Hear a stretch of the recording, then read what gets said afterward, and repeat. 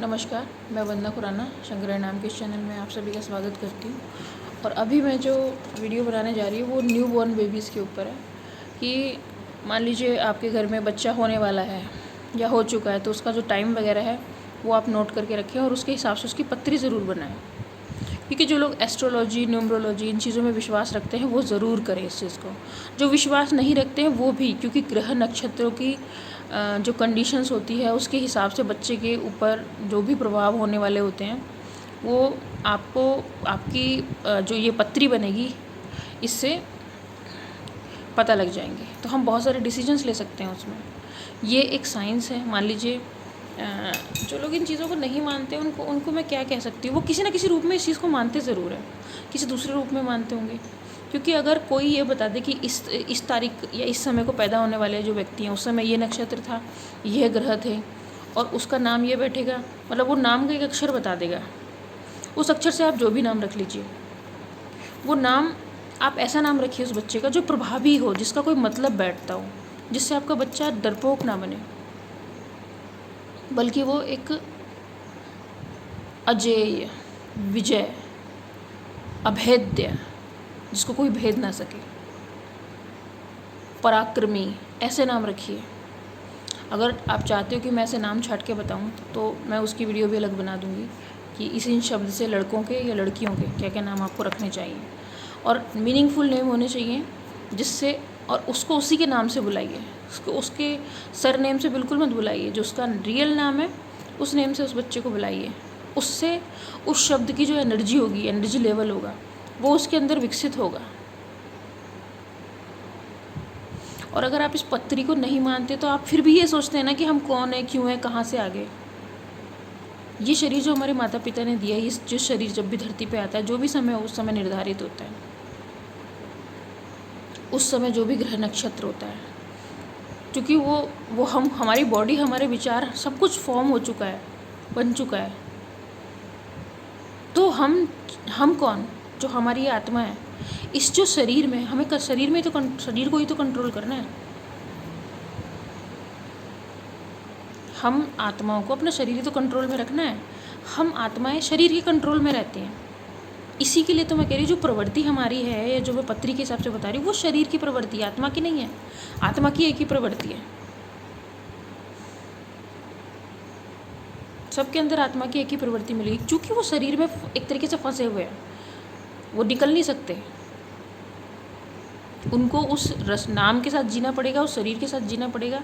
और जो रिलेशनशिप उनके हैं, माता पिता, भाई बहन, जो भी है, उनके आगे आगे पत्नी हो गई, बच्चे हो गए, उनके साथ उनको वैसे ही जीना पड़ेगा जैसे बाकी लोग जीते हैं। तो अगर ये सुविधा हमारे पास है कि हम लोग जन्म समय से उसके बारे में जान सकते हैं कि इसकी प्रवृत्ति कैसे होगी, तो अगर उसके अंदर कोई अवगुण भी आ रहा है, कोई ऐसी चीज़ भी आ रही है जो ठीक नहीं है उसके लिए, तो उसको सुधारा जा सकता है और उसको पराक्रमी बनाया जा सकता है, चाहे उसकी जो भी उम्र हो। ज़रूरी नहीं कि वो 80 साल तक जिए।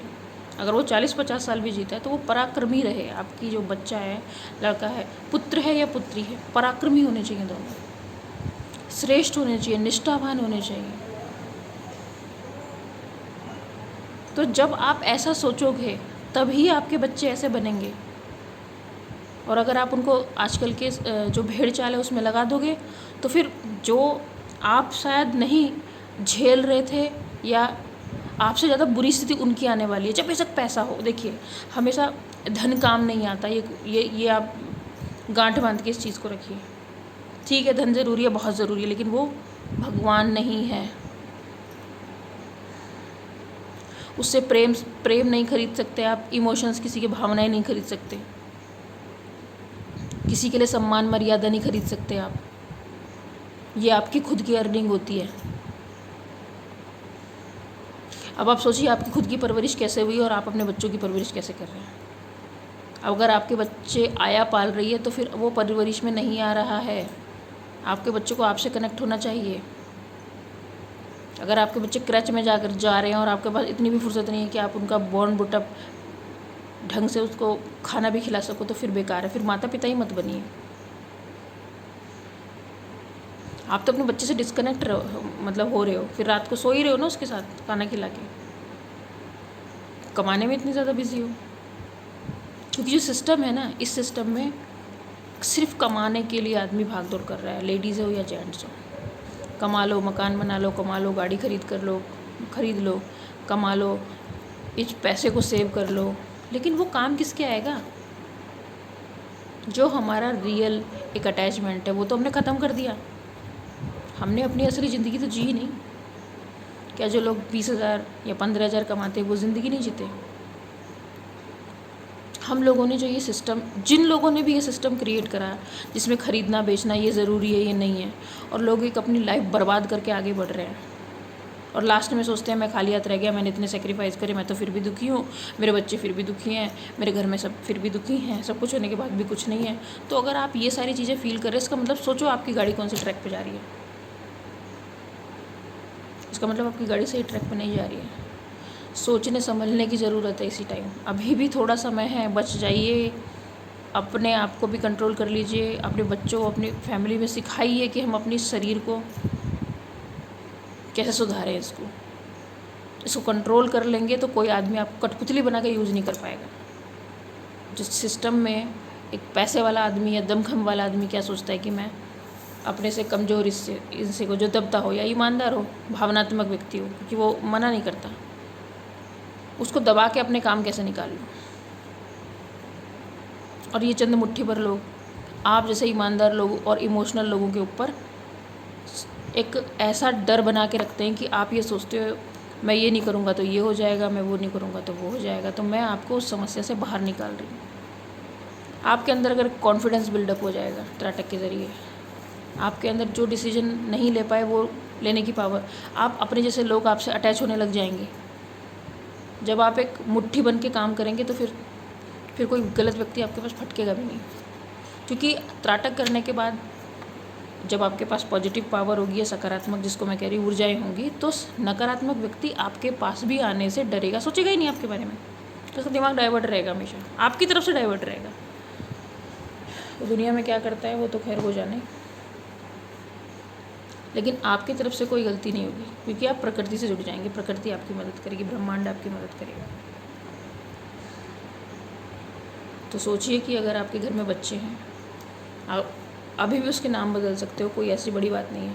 आप उसका नाम ऐसा रखिए जिसका कोई अर्थ, सकारात्मक अर्थ निकलता है। और बच्चे को या किसी को जाति के बारे में बिल्कुल मत बताइए, उसे जो उसका मानव धर्म है उसके बारे में बताइए। अगर हम हैं तो हमारी ड्यूटीज़ हैं, कुछ लायबिलिटीज़ हैं, उनके बारे में बताइए। हम लोग गलत चीज़ें प्रचारित करते हैं, हम इस जाति से बिलोंग करते हैं, हम ये हैं, हम पैसे वाले हैं, वो तो गरीब आदमी है, वो ऐसा है, वो वैसा है। ये चीज़ें आप बच्चे के दिमाग में बचपन से फीड कर देते हो। तुझे इसके साथ बैठना है, इसके साथ नहीं बैठना, उसके साथ खेलना है, उसके साथ खाना नहीं है, वो ऐसी जाति का है। तो इस तरीके से आप क्या करते हो, आप अपने बच्चे को गलत दिशा में भेज रहे हो। आप उसी को खुद ऊंच नीच और छोटा बड़ा ये सब चीज़ें सिखा रहे हो, जबकि आप खुद जानते हो कि जिसने बनाई, जो क्रिएटर है, रचनाकार है इस पूरी सृष्टि का, उसने सबको बराबर बनाया है और बराबर की बुद्धि दी और बराबर का हक भी दिया है। लेकिन सिस्टम में घुसने के बाद ये लोगों को लगता है कि मैं ज़्यादा पैसे वाला हूँ, तो उस हिसाब से उन्होंने एक ऐसी चीज़ें समाज में डाल दी कि लोग सोचते हैं कि हम इस पर्टिकुलर कास्ट में पैदा हो गए तो भाई हम हमारे ऊपर तो ठप्पा लगा हुआ है, हम तो ऊंची जाति के। जाति एक ही है मानव, स्त्री और पुरुष। इसके अलावा तो फिर नपुंसक लिंग ही पैदा होते हैं, इसके अलावा कुछ नहीं है। और सबसे बड़ी समस्याओं का कारण यही है, जो फालतू की चीज़ें आपने सुनी वही फालतू की चीज़ें आप अपने बच्चे को सिखाते हो।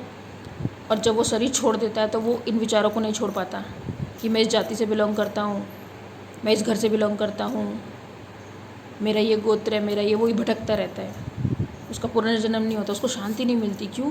क्योंकि उसको आपको जो ज्ञान देना चाहिए था वो आपने कभी दिया ही नहीं। और वही बात मैं बता रही हूँ कि कभी कोई गुरु, कितने भी बड़े स्पिरिचुअल लीडर्स हो, कोई नहीं बोलेगा इन बातों को, क्योंकि उनके इन बातों को बोलने से उनके जाति संकट पैदा हो जाएगा कि ये लोग तो जातिवाद ख़त्म कर रहे हैं।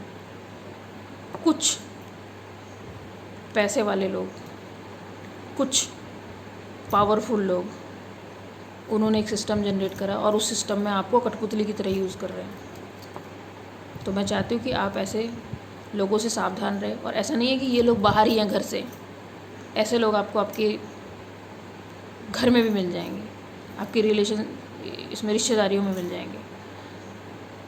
तो ऐसे लोगों से सावधान रहिए। वो आपको बैल की तरह चलाना चाहते हैं। आपने देखा ना, खेत जोतता है बैल, उसके नाक में रस्सी डाली और उसको हाँकते हैं, उससे पूरी मेहनत करवाते हैं, या फिर कोल्हू में पेल देते हैं और उसकी आंखें बंद करके। तो ऐसी ज़िंदगी तो नहीं जी रहे आप। अपने असली ट्रैक पर वापस आ जाइए, अभी भी समय है, अगर आप मेरी बातों को समझ रहे हो। वरना समय हाथ से निकल जाएगा तो फिर आप इन चीज़ों को पछताओगे। चलिए किसी और वीडियो में मिलते हैं, किसी और टॉपिक को लेके। फ़िलहाल तो यही है कि खुश रहिए। और अगर आपके पास आपके बच्चे हैं या बच्चे आपके होने वाले हैं या आप प्लान कर रहे हैं, तो ज़रूर बच्चे के वर्तमान को अच्छा करके रखिए, सोचिए। क्योंकि आप सिर्फ़ एक शिशु पैदा नहीं कर रहे, आप एक ज़िम्मेदारी पैदा कर रहे हो। वो आपके लिए चैलेंज है कि आप उसे कैसा पालते हो, कैसे संस्कार उसको देते हो, कैसी भावनाएं विचारधारा उसके अंदर भरते हो। ये बहुत बड़ा चैलेंज है और सभी इस चैलेंज से भाग चुके हैं। उनको लगता है जैसे दूसरों के बच्चे पलते हैं, हमारे भी पल जाएंगे। फिर वो गलत चीज़ें सीख जाते हैं, गलत सोसाइटी में बैठने लग जाते हैं, अपना एक ग्रुप बना लेते हैं। अगर वो अच्छे लड़कों का है तब तो कुछ कह नहीं सकते, क्योंकि अच्छे लड़कों का तो ग्रुप होता नहीं, वो तो अपने घर में अकेले ही बैठ के पढ़ रहे होते हैं। और गलत संगत में ग्रुप बन गया तो फिर जो बाकी बच्चे करेंगे वही आपका बच्चा करेगा, शिकायतें आएंगी, फिर बड़े लेवल पे वो चीज़ें होने लगेंगी। धीरे धीरे जब वो बड़ा होने लगेगा फिर वो अपने माँ बाप के साथ भी वही करेगा, क्योंकि वो बहुत ज़्यादा प्रैक्टिकल हो जाता है। उसको मालूम है मेरे ये करने से मेरे ये फ़ायदा है, नुकसान क्यों सोचेगा ही नहीं। तो आप अपने नुकसान की अभी से सोच लीजिए, क्योंकि प्रॉफिट से पहले नुकसान का सोचना चाहिए। कुछ भी चीज़ें स्टार्ट करने से पहले नुकसान का भी बिल्कुल गहराई से सोचिए, फिर प्रॉफिट का भी गहराई से सोचिए। और जो पल रहा भारी लगता है आपको कि नहीं इससे फ़ायदे ज़्यादा हैं, नुकसान कम है या नुकसान बिल्कुल भी नहीं है, वो आप काम कीजिए। क्योंकि वो प्रकृति की नज़र में भी अच्छा है, ब्रह्मांड की नज़र में भी अच्छा है, आपके माता पिता की नज़र में भी वो चीज़ अच्छी है, और आपकी खुद की नज़र में भी वो चीज़ अच्छी है। तो वही कीजिए। इस साथ मैं वीडियो समाप्त करती हूँ। वंदे मातरम।